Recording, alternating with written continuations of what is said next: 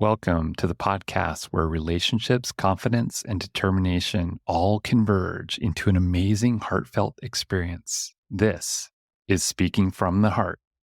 Welcome back to episode number 70 of Speaking from the Heart. Today we have a guest from the Buzzsprout community, Bill Groves. Bill is originally from Tulsa, Oklahoma, in which he has a degree in theater. He was a crew member on the production of Francis Ford Coppola's movie Rumblefish, which was also filmed in Tulsa. Since then, he has moved to Los Angeles, California, where he lived for over 25 years, and then moved to Houston, Texas, where he currently resides in 2012. He also is the creator and host of Movie Nights and Matinees podcast, which we talk about a little bit in this episode. And in the mid-90s, he created the quarterly magazine Television Chronicles. Previous careers that he's had is working in a video store, working at Warner Brothers in the theatrical legal department, and then in the corporate archive. He also worked as a radio nightclub DJ and then managed a movie theater, which for him, I really got into a little bit about all these variety of different careers and really what led him into continuing to talk about movies and also dealing with the different types of experiences that he had working with the movie Rumblefish, which in itself has some great connections to other movies too that were filmed around that time. And I got to learn a little bit more about something that even my mother would probably enjoy, because for me, growing up, I enjoyed having some opportunities to listen to a lot of different movies, although some of them were really terrible. But I think that we can all learn from those terrible experiences to turn a young passion into something that we truly love to do. But with that, let's go to the episode. All right, we're here with Bill Groves. Bill, thanks for sharing your heart with us today.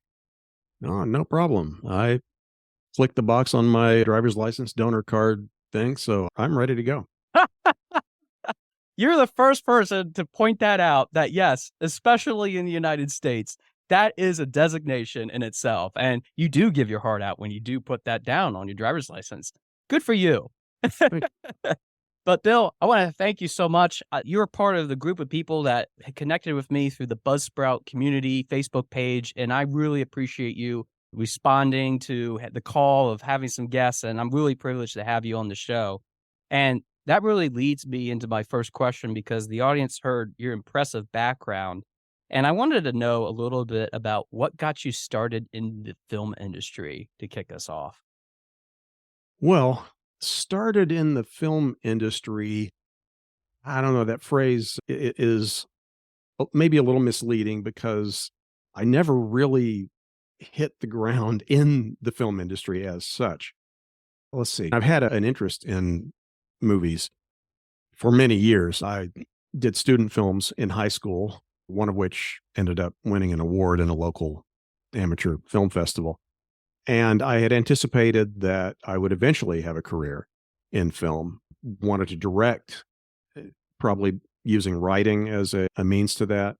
I wrote a screenplay for a college class, which was nice, but I never really landed in the industry as such. Now, I moved to Southern California, and kid from Oklahoma moving to Southern California with stars in his eyes, so to speak. And as soon as you get there, it becomes all about survival.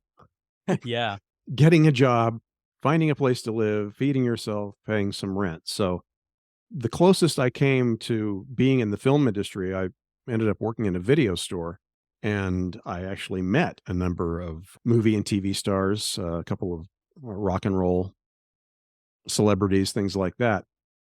But that didn't really lead to anything in terms of the industry. And even when I got a job eventually at Warner Brothers, I was working as initially I was in a clerk position in home video royalties, but the bulk of my time there, I ended up as a legal secretary in the theatrical legal department, eventually getting a job, and my last few years were spent in the corporate archive, which is kind of like working in a giant attic where stuff gets stored, props, set pieces, costumes, documents like scripts and things like that get stored there. And that was interesting. I've got some fun photos of my time there.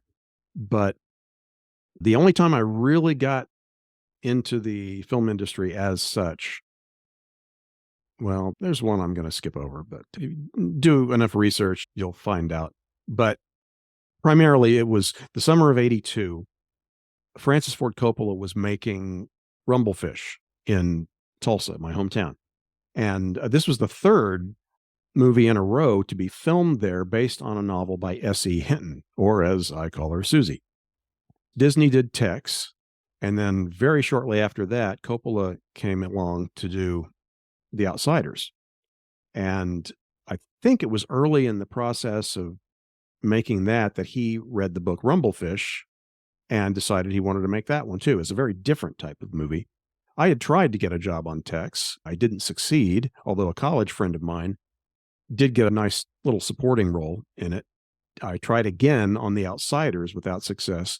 And then Rumblefish came along, and I was working in a restaurant. And it's one of these restaurants where the waitstaff do characters. And I was doing Groucho. And to this day, I firmly believe I was the best Groucho they ever had, because there was a time shortly after I discovered the Marx Brothers, I don't know, late junior high, early high school. I was so into them, I don't know how people could stand to be around me. Yeah. But in any case, I knew the material, I knew the characters, and I did it as authentically as I think it was possible to do it, and did well with it. Well, along comes a guy one evening, and he actually was from Oklahoma City, as it turned out, and he was going to be the location manager on Rumblefish. And somehow, I probably broke character somewhere in order to communicate this, but I let him know that I had tried to get a job on The Outsiders without success, and he was able to get me on board as his assistant. So I effectively became assistant location manager, even though my production credit is just one of several production aides. And he told me that normally that would be a union position, and that if any union people objected, that he'd have to let me go. Thankfully, Oh. that didn't happen. So I spent the summer working on Rumblefish. But I mean, there's various stories that I can tell about that time.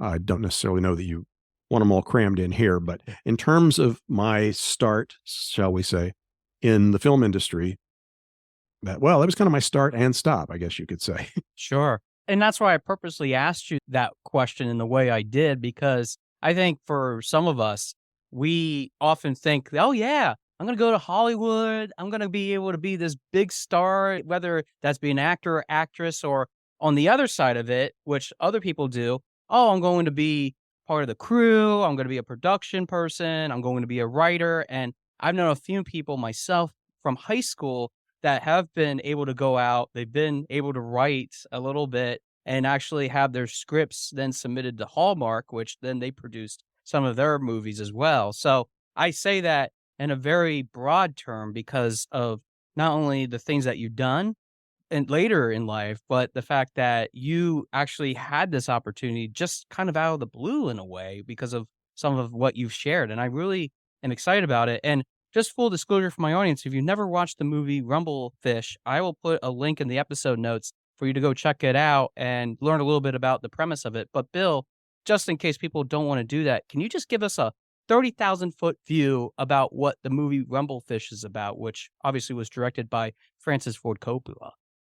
Well, it's about an hour and a half. And one thing I didn't mention was I had a theater degree, and it was performance. So I was trained to be an actor. It's just that I didn't want to go up against those kinds of odds. I figured that trying to pursue an acting career would interfere with too many of my hobbies, like eating. But as far as Rumblefish goes, the approach that he indicated, I recently saw a YouTube interview where he's talking about Rumblefish, and he wanted, after doing The Outsiders, which was a very popular film with teenagers. I remember it was in our junior high library, Susie Hinton's first two books, The Outsiders, and that was then This Is Now. And I didn't read them. It just wasn't subject matter I was that interested in, but it really did click with a lot of kids that age. And it was a group of school kids actually that wrote to Coppola originally, said, "This is our favorite book. We think you should make a movie of it." And that's what ultimately led him to make the movie. So he made this movie, and it's got heartwarming elements in it and things like that. but he decided he wanted to do something that would be more artistic, more of an art film for teenagers. So he took a more artistic, stylized approach to Rumblefish, shot it in black and white. Mm. There's some minimal color effects in it, but that's designed to reflect kind of the worldview of a central character played by Mickey Rourke, who is colorblind. Wow. It's about the relationship of these two brothers who have grown up on the proverbial wrong side of the tracks. And there's references to previous days where there had been a lot of gang activity. They'd been in gangs, and Mickey Rourke's character, the motorcycle boy, was this highly respected leader of this one gang. And he apparently at one point just stopped doing it and disappeared. And Matt Dillon plays his younger brother, Rusty James, who kind of idolized his older brother. And he keeps trying in the film to convince not only himself, but other people that when he gets a little older, he's going to be just like the motorcycle boy. And he's anticipating getting that kind of a reputation, that kind of respect. And it's clear that he's not. It's kind of a bleak landscape. Honestly, I was not that crazy about it. I read the book once I learned I was going to be working on it because I had not read any of her books, and I was impressed with the writing and the story. But I thought the movie shortchanged it in terms of just kind of the soul of the story. There's a character named Steve who is played by Vincent Spano, who's kind of a nerdy best friend since early childhood of Rusty James. And he serves in the book as the, well, I want to say Greek chorus, but for those who were not theater majors, think Jiminy Cricket. Okay. I wasn't a And theater major, so that really helps yeah, me a lot. Yep. yeah. And his perspective in the book is very important. And you get some of it in the film, but not with the same kind of depth and impact. And so I thought that was one thing that was kind of lacking in the adaptation. But I think it's a worthwhile film, and it's got a very strong cult following. And it's one of those where you find that there are fans in certain countries that just love it beyond those in others. Yeah.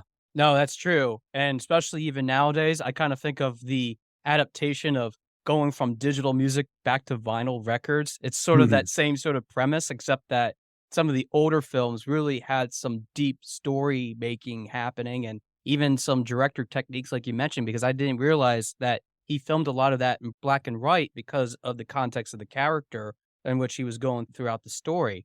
And, as you were talking about the premise of this, Bill, I'm sort of comparing it to some of the things that you were even mentioning earlier about some of the things that you have adapted with the film industry, your short-lived career.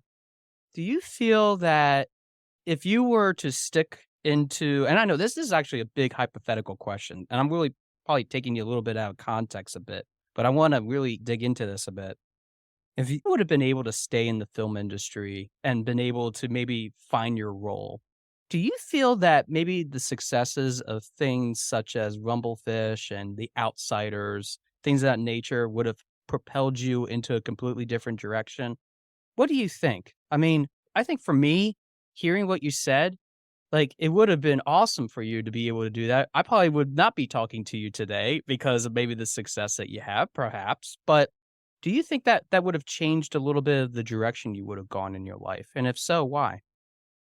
I probably would have been a complete mess if I had stayed in the industry, quite frankly, just because knowing myself and the various pros and cons of my personality and vulnerabilities and sensitivities, things like that, I think that, I don't know, I know there were certain things that I would have liked to have done as a filmmaker, but just stepping back and looking at the industry as a whole and the kind of personalities that are involved in it that often are the ones that are steering the ship.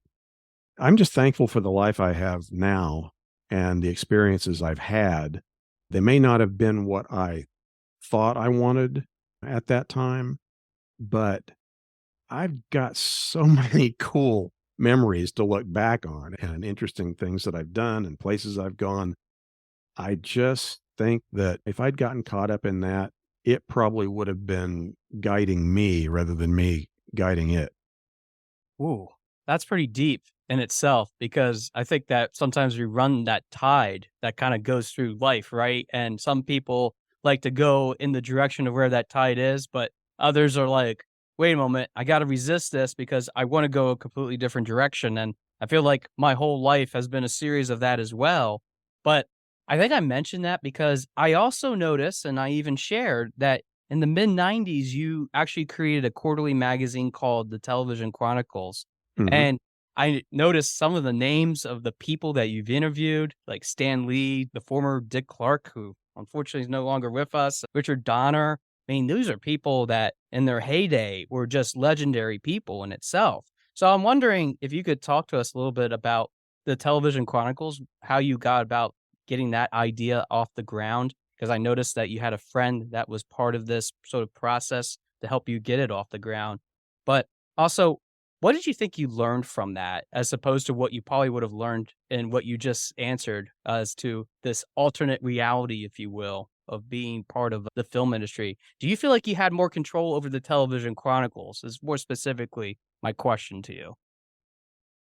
More control as opposed to what I would have had if I'd stayed in the film industry? Correct. Yeah, I would say definitely so, in part, and it was a two-edged sword because it was essentially a two-man operation. I came up with the concept and did most of the execution, and my friend basically put up the money, and so I was able to direct it how I wanted. The downside of that is it was a two-man operation, and without being enough of an entity to have someone say, "Okay, here, your job is to line up advertisers. Let's get some income coming in." Things like that. So much of that was on me. I was limited, and I still had my day job. I was working at Warner Brothers during that time. So we didn't have the resources to really push it over the top in terms of any kind of profitability. But I really learned a lot in terms of skills. I learned a lot in terms of developing my research skills, interview skills. Although once I started doing my podcast, there was another profound lesson to be learned, and that is the difference between doing an interview for research purposes versus doing one that's going to be listened to by an audience. Yes. Very different animal. And that was, and I mentioned earlier, just being thankful for the way things went. Got to meet people like Lloyd Bridges, Robert Culp, Ron Ely. Richard Donner was a phone interview. So I did several interesting phone interviews. But being able to interview Stan Lee was a treat because, as I told him when I met him, I attributed a good percentage of my literacy, degree of literacy, to him from having read Marvel Comics growing up. Wow. That goes to my heart because literally, and I know that this is an audio podcast, but behind me, Bill, there's a couple of instances of some Captain America characters in which I enjoy. I actually have a shield that it isn't officially the shield, but a replica shield in which I use to really make a point, especially in my coaching business sometimes too, with my clients, that you have the shield. What are you going to do with it? And the shield isn't just more of protection, it's a symbol of something. So I bet that was really fascinating in itself to probably talk to Stan Lee. Yeah, it was. He was the most amazing multitasker I've ever seen because as I'm interviewing him, and he was running a little bit late. He had, I don't know, a dentist appointment or something. But he's sitting there and I'm asking him these questions and he's looking at phone messages and emails and things like that, but never missing a beat in terms of answering my questions. Wow. And he even was nice enough. I think there was something I forgot to ask him during the interview, and I called his office and left the question there. And he was nice enough to call and leave a message with the answer to my question. So, yeah, that was very cool. I'm really curious about this next question because as you were talking about even just the people that you've had on the Television Chronicles when you were doing that, it made me think about probably the wide cast of different people that you've met in your life. Who do you say in that big realm, which again, using the term film industry, which seems to be the black sheep of this conversation, because we know that It was a very small piece of it, but Bill, I think it made some profound influences in what you do even now, which we're going to get into in a little bit about with your podcast. What do you say is probably that one person that stood out to you in your mind is like, oh my gosh, this was awesome to meet this person and talk to, whether that was unofficially or officially. Who's that one person that stands out to you and why? I would say Robert Culp. Hmm. A couple of reasons. For one thing, just as an actor, he's one of these guys that if he is in a scene, he grabs your attention and owns the scene. And so having in my childhood watched I Spy, that was one of my favorite shows in the 60s. And anything else I saw him in, whether it was a guest spot on Man from Uncle or The Rifleman or something like that, he just had this presence. And so getting to meet him was a thrill in and of itself. I met him when for the magazine, and incidentally, I didn't really talk about what the magazine was. It was essentially a look at TV series of the past, and it could be long past, to quote Charles Dickens, or something that had been canceled last week, just as long as it was no longer in production.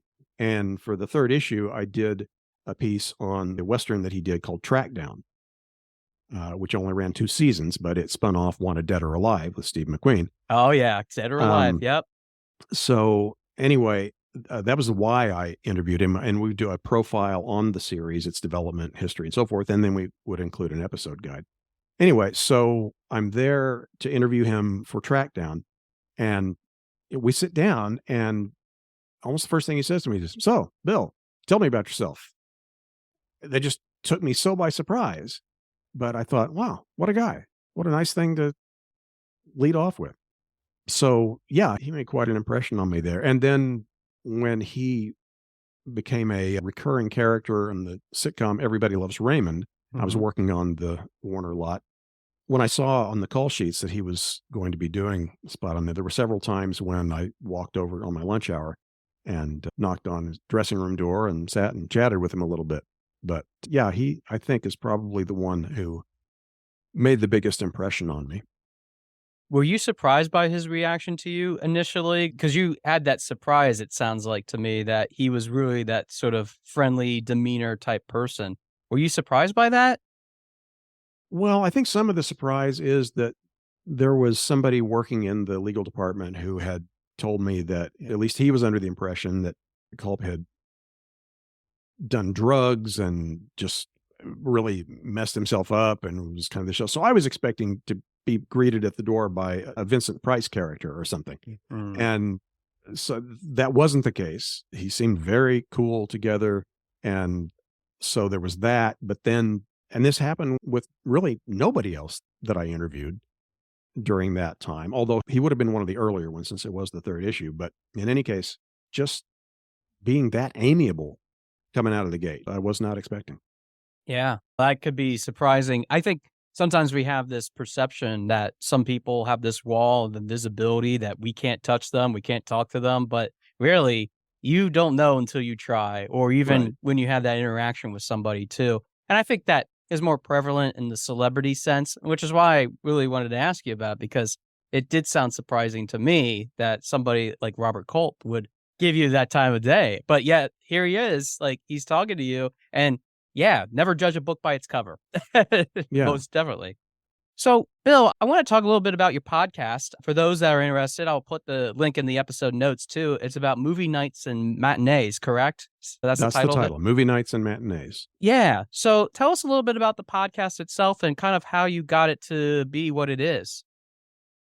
Well, as I say, if you listen to episode 0, it's kind of an introduction, and I talk about some of my background and so forth. It just seemed like something I have all this otherwise useless information in my head, partially from research I've done in the past, otherwise just being a general movie buff and having read a lot on the subject, seen tons of movies over the years. And I am in what's officially considered old fart category at this point. So there's been a lot accumulated there.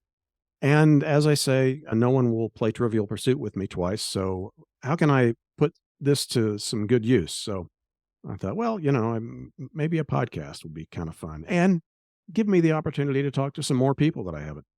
been able to. Actually, I was saddened. Now, I know this isn't going to be timely for when this comes out, but I was really saddened that Alan Arkin just died because Mm. he is one who was way up at the top of people I would have loved to have interviewed.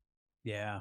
Yeah. Sorry for his loss too. Yeah, I just read about that myself. To really put that in perspective, I mean, some people definitely having those legendary careers are certainly idols that we look up to as well. And that what would have been awesome to interview them. But I know that for you and even this film genre that you kind of in a way invested in quite a number of years about, especially when it comes to your theater background more specifically. What would you say to somebody, especially now that you're interviewing people that have made it in that sort of career or have done different types of things? What if one of my listeners right now is one of those aspiring individuals? I mean, I know that it's really tough. As of the recording of this, the writer's strike has been continuing to go on too, which has been something that I've been following myself about what the demands are, why those came to be what they are. I know that it can be very tough to penetrate, which you even have talked about yourself. But I think that we still need that sort of creative area of our lives. What would you say to somebody that might be going through that sort of process and wants to try to get involved, whether that's being in front of the camera or being behind the camera? Do you have any advice for somebody? I asked this question because I noticed that you still do theater to this day. So it's something that I think that has some connection, maybe not directly, but I think that there's still some principles to be learned from some people that really want to do that. So, any advice for them? I think the best advice, well, maybe two pieces of advice. One, don't let it make you someone you're not. Mm, Remember that it is make believe. The other thing is do it because it's something you enjoy, presumably you're good at, not because it's something you have to do. mm, mm. Yeah. I like absorbing that myself. It's almost like working through the bloodstream here. And I'm thinking, yeah, sometimes we do things that we absolutely just don't want to do. But yeah, sometimes we have to do that. But at the same token, if we're doing that for the rest of our lives, that's not going to help us in any sort of form. I mean, I think of Paul Newman. Paul Newman is not someone who let the industry ultimately dominate and rule over him. He was able to step away from it to the degree that he wanted to, do other things, and step back into it when he felt like it. And there was something that he wanted to do. And Paul Newman, again, is one of those individuals that I think of. I mean, I was not of that time frame when he was really in his heyday, but even after I was born and able to really dive into a lot of his movies, I saw how the development of those characters really wasn't because of some sort of status quo. He was actually defining them in his own way with his own sort of thought into that, which I think for anybody that is going to be in that field, being able to step outside of that is so important so that you can make your mark on that as well. What would you say to I don't know, I'm thinking of this other question too to kind of wrap up as well. But what would you say is somebody that even to this day, I know you talked about Robert Culp a little bit, but am I looking for somebody else that maybe has inspired you to do what you're doing even today? Is there somebody that you look up to even in your long career of just studying film or even being part of that industry as a whole that you would say has done or made that mark? I mean, can you think of someone other than Paul Newman that's maybe has been an inspiration for you? And why is that person an inspiration? In terms of an actor, I don't know that anyone has ever impacted me on a really deep personal level as a role model or anything like that. I'm a huge Buster Keaton fan. Mm, There's that. Apart from that, some memory that comes to mind is in the Los Angeles area, they have the silent movie theater, and it's kind of evolved, and the place is still there, but it's run by someone else. And I think they show silent movies every once in a while. But I started going there. So again, this would have been in the 90s as well. And I think they were having a week of films by F.W. Murnau, who did Nosferatu, Faust, Sunrise. And I believe it was a showing of Faust. And I was there, sat down, looked over, a couple seats away is Jeffrey Rush. Wow. And I had a nice little chat with him. And there's a thing I admire about him, and that is he is acclaimed as a really great actor. And I don't know of anyone who would dispute that. He's done some amazing work. But he doesn't take himself too seriously. He doesn't take himself so seriously that he doesn't take some roles that are clearly just fun. House on Haunted Hill, Mystery Men, that kind of thing. Some things that are just downright goofy. It's really about changing the perspective. And it sounds like those are the people that you're looking for that really are the inspiration. I'm taking it. Yeah, I mean, I think that's a big thing. Just don't take yourself too seriously. Man, if I could have had that advice at least 15 years ago in my life, I probably would be leading a completely different track. Not saying that I don't regret my choices in life, but it has certainly could have had some profound influence. But I really appreciate that, Bill. Hey, you should have called. Yeah, I know, right? It should have. Yeah, should have looked you up in the Los Angeles area at the time, right? So, Bill, I want to give you the last few minutes. Again, can you repeat your podcast title, where we can access it, and anything else that you'd like to share about yourself that the audience should know? I'm going to give you the last few minutes, and maybe they want to contact you too. So maybe you can give them some information on what they can do to reach out to you. All right, sure. Well, as I say, the podcast is called Movie Nights and Matinees. And I didn't mention the premise is for people who enjoy movies from when we actually had to go to the movies. I mean, now it's just no big deal. You push a button on your TV, on your computer, on your phone, and you're watching an uncut movie for a couple of hours or whatever. But in the earlier days, you actually had to go to the trouble of going to the theater to see a movie, share the experience with an audience. And sometimes, certainly as a child, that was as much of an experience for me as seeing the movie. Just being there was something. So that's kind of the premise. Now, there's a website, movienightsandmatinees.com. And unlike the logo, you can't use the ampersand. You have to spell out movie nights and A-N-D, matinees.com. And if you go there, there's an episode guide page where you can see all the episodes we've done so far on topics like the Marx Brothers, Tarzan, 3D movies, The Shadow, things like that. The latest one that I just did with Michael F. Blake is subject is Lon Chaney, the great superstar from silent films. There's also a page where you can see books related to the guests or topics, and you can click and order them through Amazon there. There's a page where you can do the same thing with movies that we speak about in the various episodes. And there's a page where you can order some swag with the Movie Nights and Matinees logo on it. Also a comments page. So if anyone is wanting to reach out to me there, then you can do it through that. There's Movie Nights and Matinees Facebook page. You can also go there, and I post when new episodes come out, and you can also put comments there, ask questions, make suggestions, start an argument, whatever. Well, Bill, I have to say I'll put all that in the episode notes, especially for my listeners on this podcast that want to check you out. But I want to say that I've had people on this show that have been established correspondents on Capitol Hill, have talked about their experiences. I've had people that sat on national chairs of organizations and committees that have some wide-ranging impacts. I've had a lot of people that have gone through the gambit of life and have gotten to where they are today, and even have had some international guests share their perspective. Maybe we should rethink things differently in the United States as to the way that we do things in our lives. But I really appreciate this interview for a few reasons that I want to share. Is A, I didn't realize how much I really enjoyed films until you started talking about all these different people, even before we hit the record button on this. So I really appreciate you sharing some of your insights. But B, I think what was really, truly profound for me is that we have such a rich cultural history just because of films. And I think that that's so important, especially as we're developing ourselves. I mean, my business that I do through this podcast certainly might not align with what you do in your sort of genre that you have certainly built. But I think that there's some close connection here of how we can overcome. And a lot of films are really about that theme of overcoming, especially with even talking a little bit about even the films that you have worked with Francis Ford Coppola as a crew member. So for all those reasons and for everything that you've shared today, Bill, thanks for being on Speaking from the Heart. And I really appreciated our conversation and your insights today. I think they're really inspiring, and I think it might help people become the next, who knows, Paul Newman, perhaps.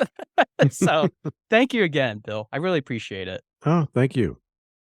I want to thank Bill again for being part of the show and really sharing a lot of unique experiences as part of his development in not only his career, but what he's been able to do as a result of taking on all these different types of twists and turns that are part of our lives. And I think that's what is really cool about Bill's story has been about, especially with listening to all the different types of experiences that he's had, especially going into trying to have a career that we often think we're going to have, and then switching to something completely different later on in life, which, yeah, it happens. For me, I wanted to be a lawyer growing up. Instead, I'm talking to all of you as a podcast host, and even running my own business for that matter. Who would have ever thought? And that's okay too. There's no reason why you should never feel like there's such a bleak landscape as a result of not doing what exactly you're meant to do. And now you might be asking yourself, aren't you in the business of actually helping people to get to where they really need to be? Aren't you really selling yourself maybe a little bit short on that? And perhaps you might think that. But the truth is, we all have different things that we really want to do growing up that often change because of the shifting priorities and interests in our lives. I never thought that I'd be interested in doing podcast hosting. I would have never thought that I'd be interested in running a business in which I coach other people to see the true potential that they have inside themselves. But here I am, doing something that I really enjoy. And I think that for many of us, even if it was something that we have problems with trying to navigate through those black and white moments, we can get into live living color and be able to see what those experiences can be if we're just willing to try and give it a shot. And I think that's really about what Bill's journey has been. Giving it a shot, seeing if it's really cool, and then moving on to something else. Because we need to be able to learn and grow into some of the things or some of the people that are really part of our lives. We really want to be part of something that creates some of the best things that happen in our life. Really, the epiphany of why this podcast exists in the first place. Sometimes having that one person and getting into their consciousness or their presence of really what they want to do in their lives can be something of a fulfilling nature. It can help us to understand so much about the inner workings, which maybe for some of us, we really don't want to know what's happening in someone else's life. And I totally understand that.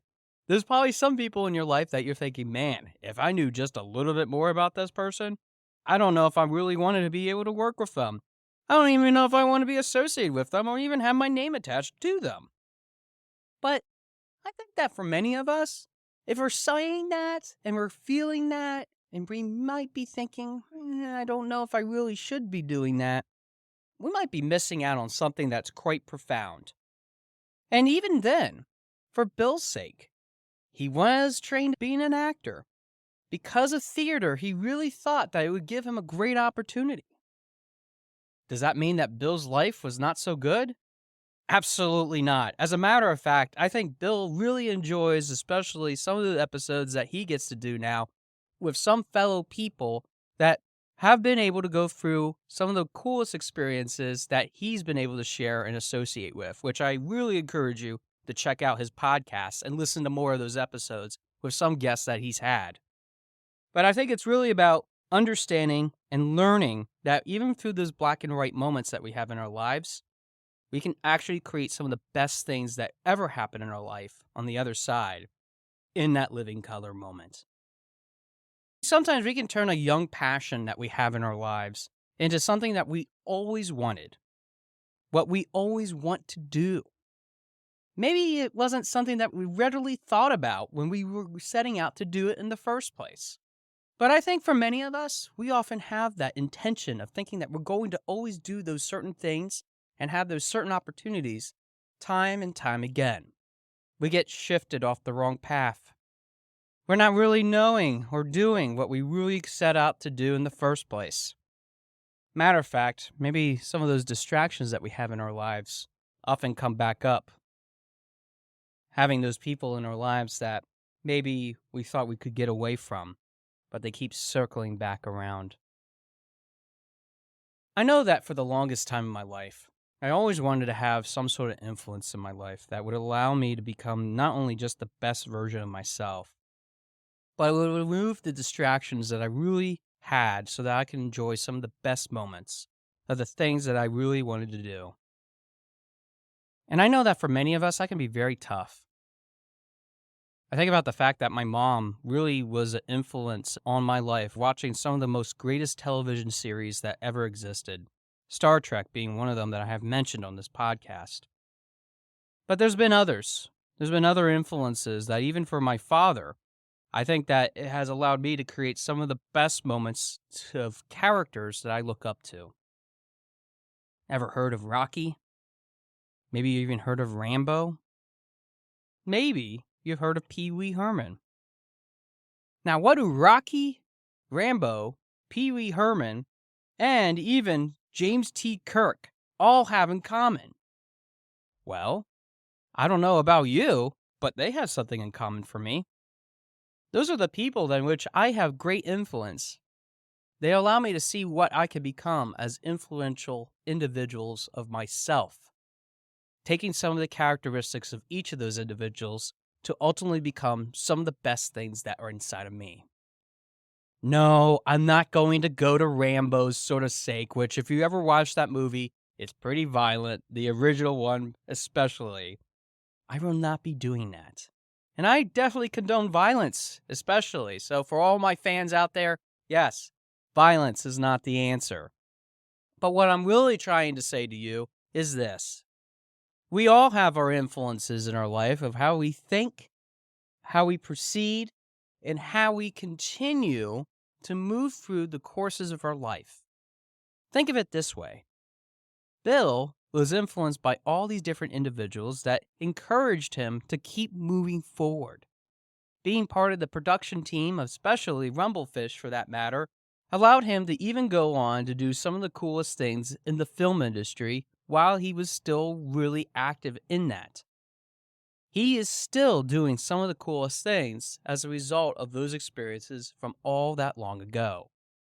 It doesn't matter what age you are. It doesn't matter what kind of influences you have.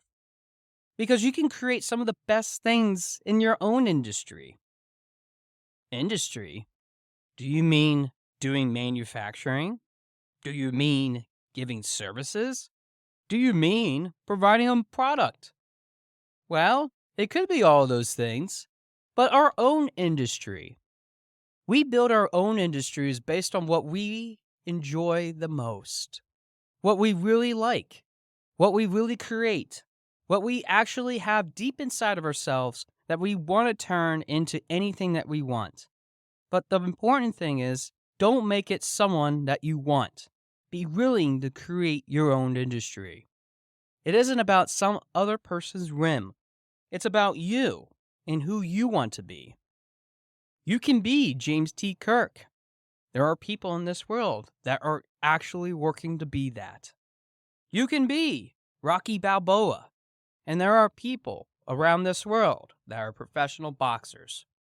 You can be Rambo and be some of the best soldiers on this earth, willing to do some of the great civil work that is needed in this whole entire process. You can even have your own fun playhouse, just like Pee Wee Herman did. The choices are infinite. You can assume any role that you really want to assume as long as you have the will and determination to do it. And even if life takes you on those different twists and turns to get you there in the first place, remember this. It's okay, because the imagination runs wild just as it does in movies and television. And I think for that matter, we can all be appreciative of the fact that we can continue to grow into the best versions of ourselves as long as you're willing to be trained. We don't have to live in a black and white sort of life. We can be living color. And I think that living color has a multitude of different shades to choose from. So I ask you, What kind of shade do you want to be? And what kind of character do you want to become? Thanks for listening to episode number 70 of Speaking from the Heart, and I look forward to hearing from your heart very soon. Thanks for listening. For more information about our podcast and future shows, search for Speaking from the Heart to subscribe and be notified wherever you listen to your podcasts. Visit us at www.yourspeakingvoice.biz for more information about potential services that can help you create the best version of yourself. See you next time.